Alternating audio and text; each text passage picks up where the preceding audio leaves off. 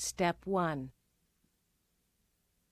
I have a number 10 3 extra long shank streamer hook in the vise. I've placed a copper cone head on the hook and then slid a glass lined maroon bead behind it.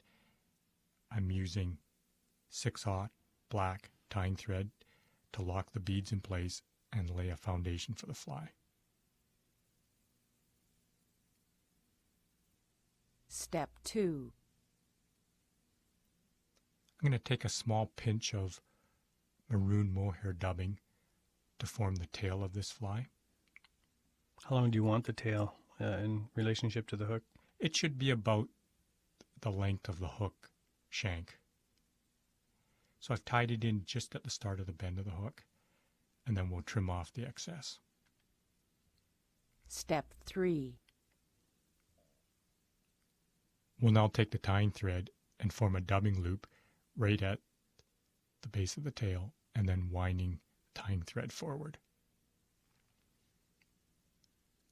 We'll take our mohair dubbing, place it in the loop, then use a pair of hackle pliers to spin the dubbing within the tying thread loop. So the hackle pliers just kind of hold on to the end and act like a swivel. That's right. I see. So once it's in place, we'll spin it fairly tight, and we'll pluck out any of the clumps that show up on the dubbing loop so that we have a nice, smooth, uniform body. That looks like fairly coarse material. Is it a lot smoother than it looks? This is the type of material that once the fly is tied and you get it in the water, it fishes better every time after that being in the water. What about color? I mean, this is definitely a red color. Did they come in a lot of different colors like a lot of the other flies? Leeches are most predominant in colors of dark olive, brown, black, maroon, and then combinations of colors like maroon and green, or black and maroon, or green and brown.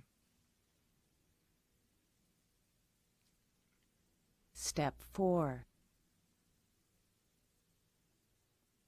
We'll take our whip finisher and finish the fly off behind that maroon glass bead.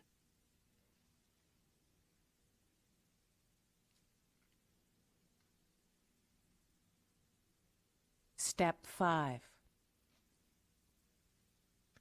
We'll now take a Velcro dubbing brush to comb out the fibers to finish the fly off.